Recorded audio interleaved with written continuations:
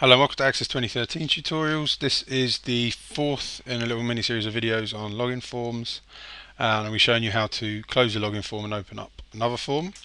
So if you want to play along, follow the link below the video to the download section of the website and download Access 2013 DB32 as per usual, and let that open up. Okie dokie. Right,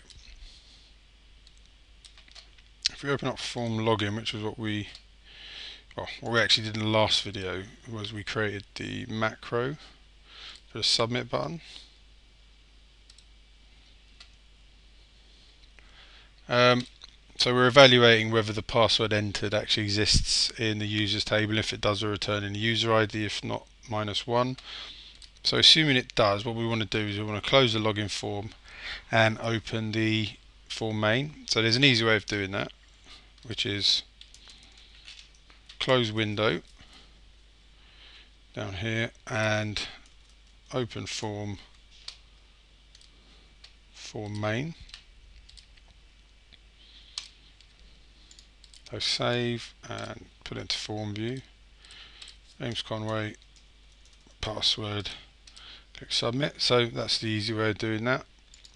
However, there is something else you can do, which is you can create a macro that will dynamically close a form and open another form, which I'll just show you how to do.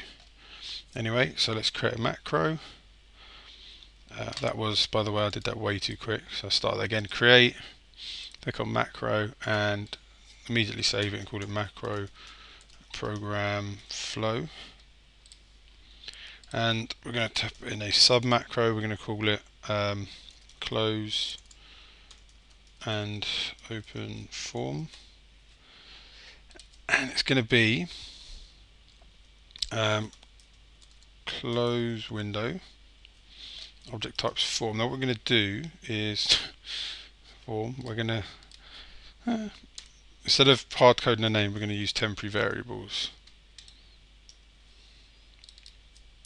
and we're going to call this form to close, and then we're going to open form, and form name is going to be temporary variables as well.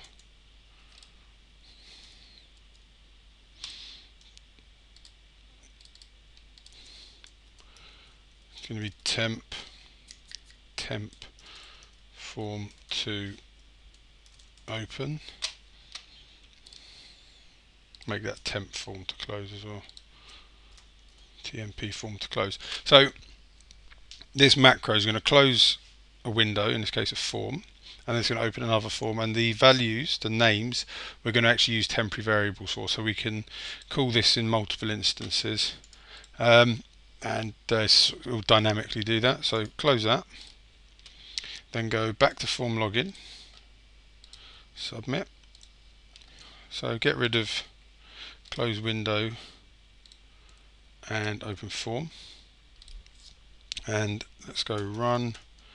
Actually, don't go set temp variable tmp form to close, expression equals form log in, and next one is set temporary variable tmp form to open, and that one's going to be form main. And last thing we need to do is run that macro. Run macro, macro program flow dot close and open form, and save that. Close that. So let's see if that works.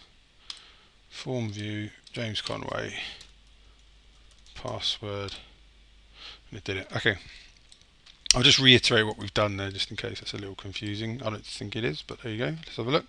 All right, very simple. We've set a temporary variable called temp form to close, and we've given it a value of form login. We've set a temporary variable temp form to open, given it a value of form main, and then we've run that macro, which is program flow dot close and open form. And that macro it closes a form and it opens another form, and the name of the form it closes is temp vars temp form to close, which is form login, and the name of the form it opens, temp vars temp form to open, which was form main. So there you go, that's how you can do it dynamically. Although there was nothing wrong with the first way I showed you, I just wanted to show you a slightly different concept for opening and closing forms. Okay, thank you very much for watching this video, and I shall see you in the next one.